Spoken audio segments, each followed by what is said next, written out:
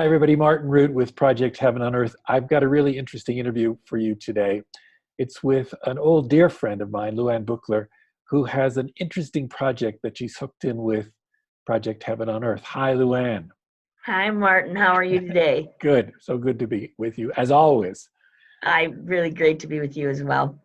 LuAnn, you've got this interesting project called ihug, I-H-U-G. Tell us about that. What is it about? A little, yes, I see the You button. see the button? Does it I come in do. clear on the camera? It is. So it started with this little button that I was gifted from a friend, and I wore it to warn people that I was going to hug them unless they stopped me. It actually started because of the Transformational Leadership Council as well. My first job there was to hug everybody as they arrived to the meetings and everybody when they went home and just love them in between. And so I started wearing this button all the time to let people know that I'm a hugger, right? Wrote a book about it. You'll see that over my shoulder. And it became a human experiment of how people reacted. I'd even forget I was wearing the button, and people would come up to me and go, I need a hug. And so Oh, you wouldn't ask. They would ask you. I wouldn't ask because I'd forget I was wearing the button. Right. Very So good. they'd read it. I mean, across a hotel lobby, in airports, people would come up to me and go, I need a hug. Okay, great. People need more hugs. So I'm very disturbed by the political climate in our country today, and what can I do about it, right? And I decided that to go spread human connection with a simple human hug to counteract the polarization that's happening in our country and try and bring people back together is what needed to happen. So it kind of came to me in a meditation that this was what I needed to do. And how long ago was that? Well, that was probably a year and a half ago that I decided to align it with the 2020 presidential campaign. So let's talk about that. You have gone to campaign events from both sides, right? Both Democratic and Republican. Yeah, when I told a friend last fall that I was going to embark on this journey, she actually was very afraid for me and was trying to caution me against it, that I was going to be in danger, that I was going to get hurt. And then she called me up a week later and she challenged me. She said, okay, if you think this is okay, Donald Trump is coming to Minneapolis. I live from Rochester, Minnesota, so that's just an hour from me. She said, I dare you to go to the Trump rally and hug people. I'm like, all right. So I did. I went to Minneapolis and I really so non-political, right? This is totally a non-partisan campaign. And I'm so non-political that I didn't even really know what was going on. I'd never been to anything like that ever. And all these people are going away from the convention center that the rally was being held in.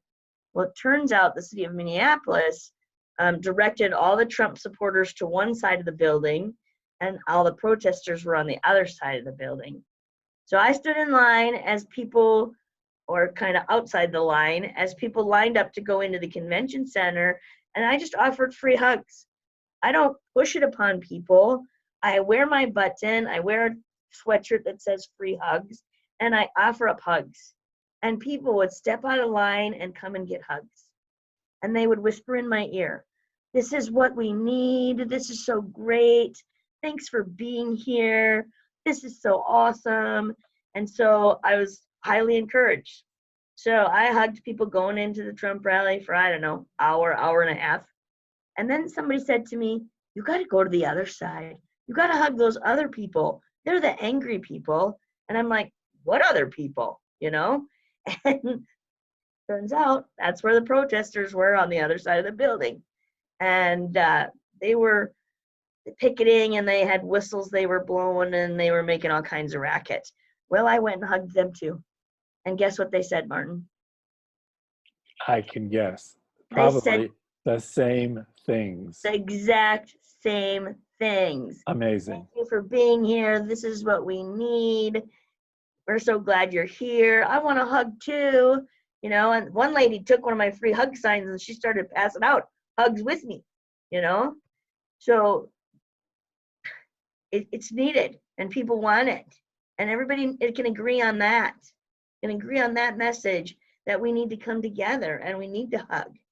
They were carrying signs that night that said, hate never cured a country or something like that. And I'm like, yeah, hate never fixes hate. So why are we acting in hate to one another? It's not going to solve our problems, right? It's not going to fix the solution. What's interesting to me, LuAnn, is you got the same messages from both apparently diametrically opposed sides. That tells me that the surface, the analogy that I like using lately is that it's like you're at the edge of an ocean and there's a storm, you're on the beach, and all the surface is going like this, bang, bang, bang, bang, bang. But when you dive into the water, there's silence, there's peace. And that analogy has really struck me lately. And I see the same thing here. When you get underneath the surface tension and hatred and vitriol, side versus side, they can come together in this Venn diagram overlapping, and they both see the need for the same thing. They both feel this thing, the need for the same thing, but nobody's doing it except, well, not except, but you for sure. Yeah, it was funny. I was just most recently in New Hampshire for the primaries, and I was at a Pete Buttigieg, if I can say his name correctly, rally. Yeah. And I was with all the people before he took the stage. I'm with the people where the crowds are wanting to talk to the people. And this woman taps me on the shoulder and she says, I don't hug. She backed up just like this. She said, I don't hug, but tell me what you're doing. Like, she was very curious. And so I told her why I thought this message was important. And I said, don't you think we need more hugs in the world today? And she said, I do. And she gave me a hug. People are funny. And then there's that Me Too movement, right? Which has people very nervous to reach out and touch each other. Yet there's scientific proof of the value of a human hug to change the energy in your body, to increase the happiness hormone in your body, right? There's scientific proof that talks about holding someone's hand when they're dying, right? It's impressionable, right? It changes what's going on in our interaction. There's an energy between there. And so I just want to go out and sort of shift the energy that's going on from one of the negative anxiety and fear that a lot of Americans have to one of we can come together and we can fix this. Fantastic. Really, really fantastic. And how does this tie into, well, I know how, but how does this tie into heaven on earth for you? Well, I mean, that's a kind of a ridiculous question, but answer it anyway. Yeah, I mean, I in the work I do, I'm a passion test facilitator. In that work, I'm helping people to live a life in joy, right? To live what they love to do the most. So I just really, at my very heart, want people to be happy in their life, right? And live in joy. And if we all are doing that, then our heaven on earth will be created because we'll be living in a joyful place. Lovely, lovely, lovely. That really is, one of the gateways into heaven on earth is living a value. And you so clearly represent that. Living in a joyful place, hugging as a value. What can people do to find out if they want to do this themselves, or what can they do? I mean, do you recommend go hug 3 people a day, or tell us what we can do? So it takes 16 hugs a day for transformation, by the way, 4 hugs a day just for maintenance. And go to the ihugmovement.com webpage. We'll put that up. Learn more about the movement. ihugmovement.com. Correct. Right. You'll learn more about the movement. This is a grassroots effort, nonpartisan, as I said. I'm trying to raise money to help fund my ability to travel around the country and demonstrate doing this so that other people will join in and do it. So there's a GoFundMe page attached to the website. Love it if they followed me on Facebook. iHug Movement is the Facebook page. It's just that simple. And follow, comment, share. That's when this will go viral. Globally. And other people can adopt the idea. I've kind of aligned this with the political primaries, but the reality is on Super Tuesday, primaries are happening in 14 different states. Let me just And I, interrupt here for a second, because there are many people who'll be watching this who are not in the US.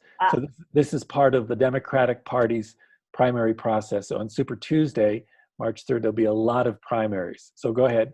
Yep, in 14 different states. I can't be in each spot. And therefore, I need other people who are going to adopt the concept and hug themselves in their communities. And right?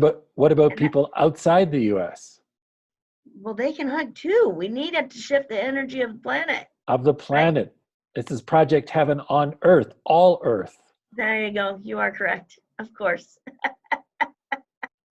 LuAnn, thank you for being a heaven maker. Truly, I've known you for years, and I always look forward, because I know what happens when I see you. It's a hug, and I know how powerful that is. And I also know, when my wife's not around and I'm alone, and I don't have somebody to hug, I also see the effect of that.